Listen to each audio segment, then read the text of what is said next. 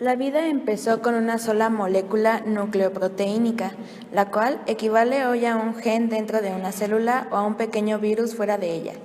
Después evolucionó con una asociación de moléculas nucleoproteínicas, equivalente hoy a un cromosoma dentro de una célula o a un virus fuera de una célula. La ventaja de la asociación molecular es que la debilidad de una molécula podía ser compensada por la fortaleza de otra. Así fue posible la especialización. Cada molécula podía ser inviable en solitario a causa de cierta falta esencial, pero cada una de ellas podía funcionar muy por encima del promedio en otro aspecto. Una afortunada combinación podía dar como resultado un organismo que en conjunto funcionaba mucho mejor que cualquier colección de moléculas individuales, buenas pero nada especiales. El segundo cambio fue la conversión del grupo de moléculas nucleoproteínicas en uno rodeado por almacenes de comida y útiles sustancias químicas, todo ello mantenido por una membrana que controlaba la naturaleza y las sustancias que entraban y salían. El virus se convirtió en una célula. Ahora se suele considerar el cambio de virus a una célula como un adelanto, pero ¿qué queremos decir con esto? ¿Qué hace que un organismo sea más alto o más adelantado que otro? La cuestión de virus contra célula desciende al punto de la no decisión. Tanto los virus como las células existen hasta hoy y no es probable que ninguno de los dos sea eliminado por cualquier cataclismo terrestre. En realidad, los virus son incluso más difíciles de matar que las células, de modo que el paso de virus a célula fue un retroceso en lugar de un adelanto. La medida de su progreso es su habilidad para controlar su entorno o su libertad de las demás presiones de dicho entorno. Podemos decir que cuanto más controla un organismo su entorno inmediato o más libre está de sus presiones, más avanzado es. Por ejemplo, un virus tiene los medios para organizar un suministro de alimento basándose en duplicados de sí mismo, pero debe tomar el alimento que le pase al paso que da. De este modo, debe esperar. La célula posee la capacidad de almacenar moléculas que le sirven de alimento. Así pues, la célula se ha liberado hasta cierto punto de uno de los elementos de casualidad en su entorno. Depende menos que el virus de su ambiente para obtener alimento. Las células poseen la capacidad de moverse a voluntad, los virus no. Un virus debe depender de alguna fuerza externa para desplazarse. Sin embargo, puede desarrollar instrumentos químicos para detectar comida o riesgo. Tal detección puede activar que una cadena de cambios automáticos resulte en un movimiento. En este sentido, la célula está más avanzada. Un organismo que posea mayor control de su entorno está predestinado a ganar la competición. Como resultado, estas son las posibilidades que tiene un virus. Primero, puede ser comido y dejar de existir. Segundo, puede retirarse y encontrar un lugar donde no exista ninguna célula. Tercero, puede adoptar el viejo adagio de que si no puedes vencerlo, únete a él, convirtiéndose así en un parásito. Los virus que existen hoy han seguido la tercera vía. Los virus actuales utilizan las células para alimentarse y así pueden sobrevivir la mar de bien. Pero siempre ha existido el señuelo del parasitismo. Hay parásitos en todos los niveles de nuestra vida. El control parasitario del entorno es regresivo. Actúa escogiendo un entorno especializado y vinculándose a él por completo.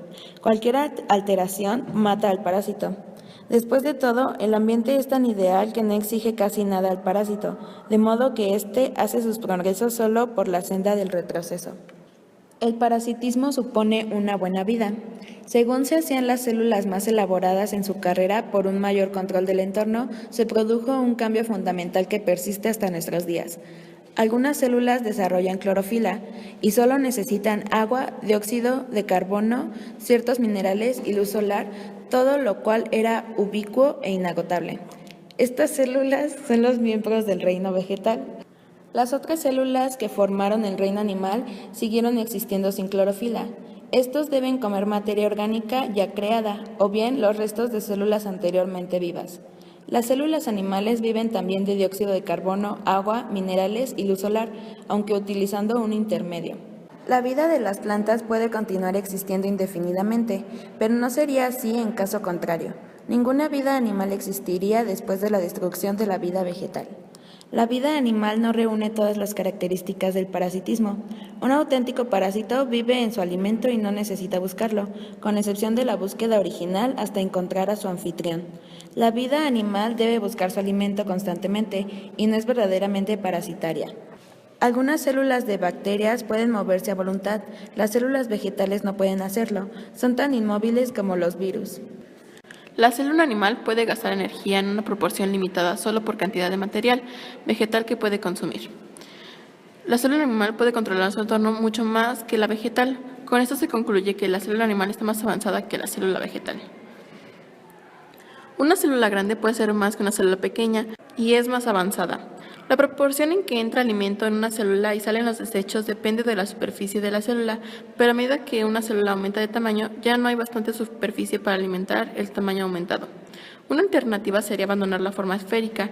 Las células deben ser largas, planas o irregulares.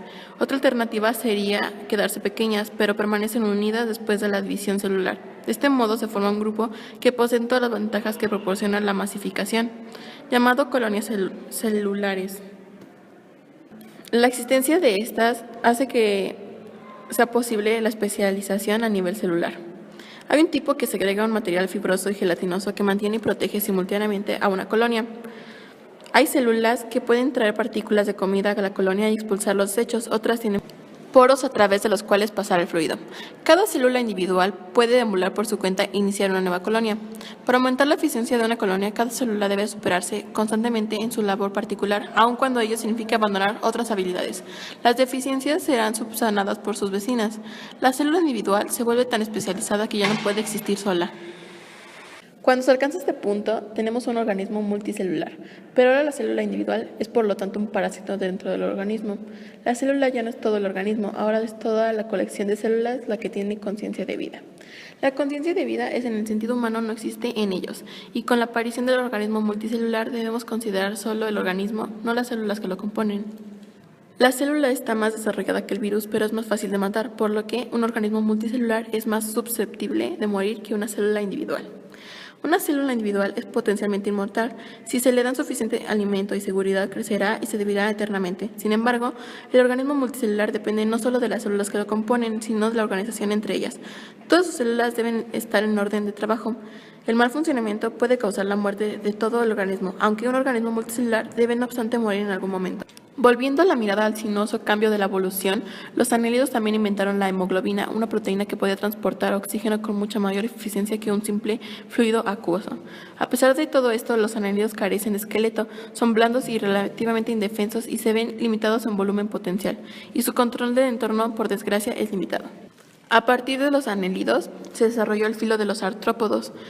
Estos conservaron la segmentación de los anélidos, pero añadieron a esto la noción del exoesqueleto, originado por los moluscos.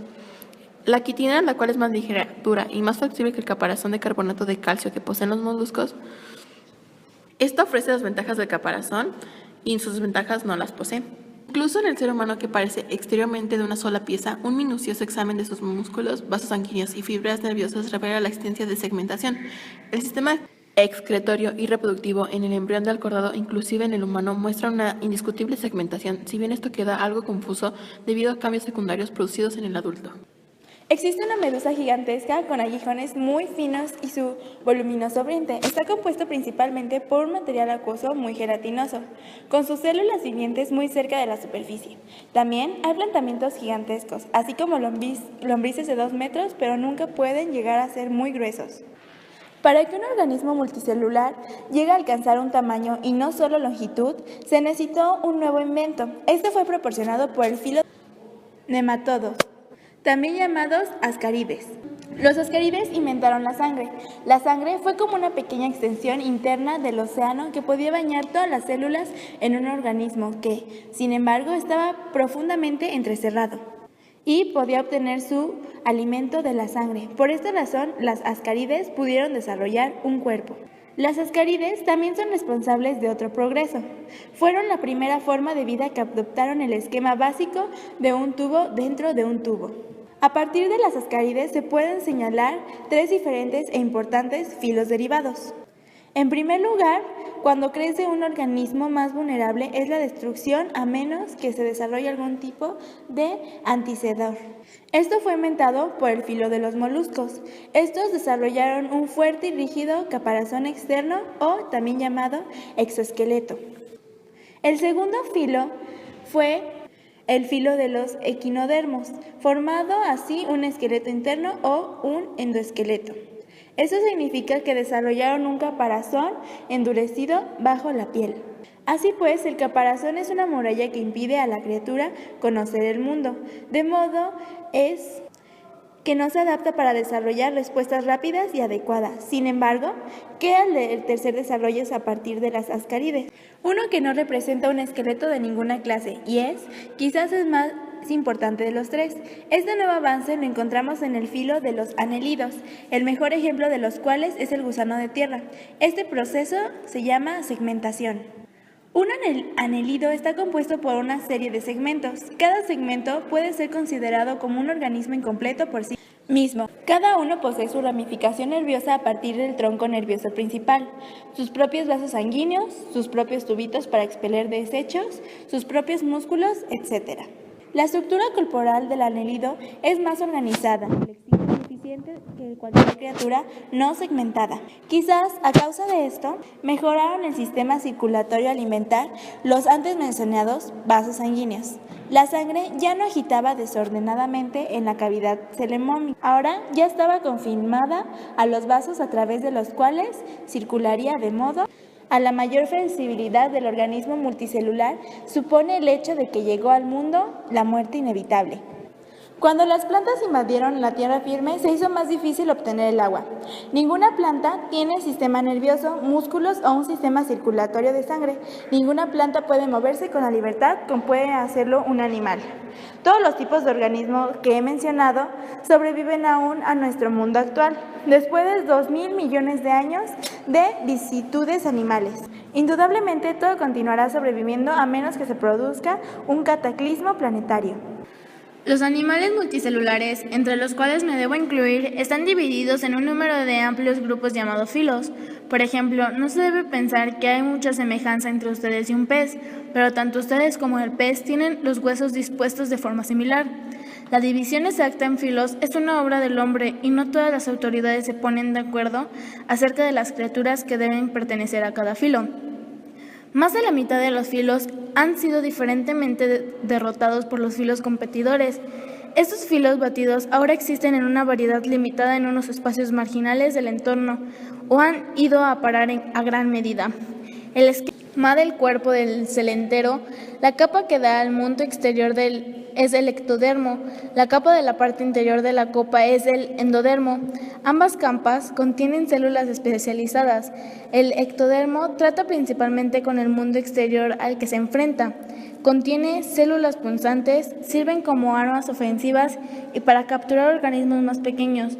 El endodermo, por otro lado, es una capa encargada de alimento. Un progreso particular hecho por los celenteros es que el interior de la copa es como un trozo privado del océano. Las células del endodermo necesitan solo absorber los productos disueltos de la digestión, no la partícula en sí. Otro filo, los platelmintos, ha añadido refinamientos adicionales a la estructura corporal del celentero, filo al que se puede llamar también gusanos planos.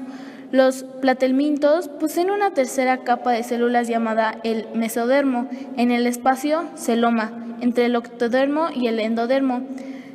El mesodermo no está muy relacionado con el mundo exterior, a diferencia del ectodermo. Por ejemplo, los platelmintos utilizan el mesodermo para formar fibras contráctiles que construyen los primeros músculos animales. Los músculos, por ejemplo, permiten al platelminto moverse con mayor facilidad y eficiencia que los celenteros. Además, los platelmintos ofrecen una simetría bilateral. Esto significa que las mitades derecha e izquierda son imágenes especulares, pero los extremos delantero y posterior no lo son. Encontramos simetría radial en las criaturas unicelulares, en las colonias de célula y los celenteros. Esas criaturas deben estar igualmente en guardia en todas partes. Los platelmintos han desarrollado las primitivas células nerviosas de los celenteros en una red nerviosa organizada. con una concentración en la zona de la cabeza donde es más necesaria. Tanto los celenteros como los platelmintos aún dependen para su alimento de la simple absorción de alimento procedente del mundo exterior en las varias células componentes. Con esto acaba la marcha de los filos. Nadie pone en duda que los artrópodos y los cortados son los más desarrollados e importantes de los filos. Puede decirse, dominan el mundo. Su papel puede ser permanente. La vida pudo empezar hace 3.000 millones de años y probablemente pasó la mitad de su existencia en la forma unicelular. Con el trascendental descubrimiento de la multicelularidad, pudo producirse una explosiva exploración de las diversas versiones de la multicelularidad. Para el tiempo en que aparecieron los primeros fósiles, los 21 filos ya existían. Hace 60 millones de años no se han formado nuevos filos. ¿Significa esto que la vida ha perdido su capacidad de perfección? Hay mucho espacio para posteriores progresos y refinamientos en los filos. Si la marcha de los filos ha determinado, puede obedecer a que se haya agotado las potencialidades de la multicelularidad. La vida puede estar preparándose para el paso más allá de los filos.